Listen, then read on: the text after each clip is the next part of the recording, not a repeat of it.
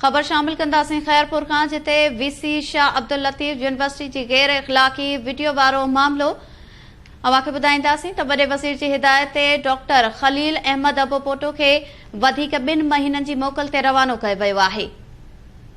Professor doctor Amanat Ali जलबाणी खे वधीक 2 महीननि लाइ वीसी जी इज़ाफ़ी चार्ज ॾिनी वई आहे। वधीक तफ़सील मालूम कंदासीं। लाइन ते मौजूद आहे खान मोहम्मद। जी खान मोहम्मद, छा तफ़सील आहिनि? जी, शाह अब्दुल लतीफ़ यूनिवर्सिटी खैरपुर जे वाइस चांसलर जी गैर इख़लाक़ी वीडियो वायरल थियण वारे मामले खां पोइ जेको आहे अॼु वॾे वज़ीर जे हुकुमनि ते यूनिवर्सिटी जे बोर्ड खाते जे सेक्रेटरी नूर अमन समून हिकु नोटिफिकेशन जारी कंदे लतीफ़ यूनिवर्सिटी जे vice chancellor professor doctor Khalil Ahmad Abu Poto खे वधीक 2 महीननि जी मोकल ते रवानो करे छॾियो आहे। जॾहिं त शहीद बेनज़ीर भुट्टो यूनिवर्सिटी नवाबशाह जे vice chancellor professor doctor Amanat Ali जलबाणी खे वधीक 2 महीननि लाइ शाह अब्दुल लतीफ़ यूनिवर्सिटी जे वाइस चांसलर जी इज़ाफ़ी चार्ज ॾिनी वई आहे।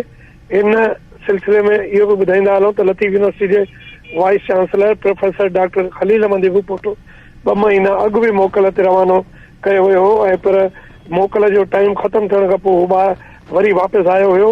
उन दौरान जेको आहे एहतिजाजी मुज़ाहिरा ॿीहर शुरू थी विया हुआ ऐं उन खां पोइ जेको आहे इहो सिंध हुकूमत जेको आहे इन जो नोटिस वरितो ऐं वॾे वज़ीर जे हुकुम ते vice chancellor professor doctor Khalil Ahmad Abu Poto ख़िलाफ़ जांच कमेटी जी रिपोर्ट बि जेके हिन वक़्त ताईं कोन मिलियल आहे।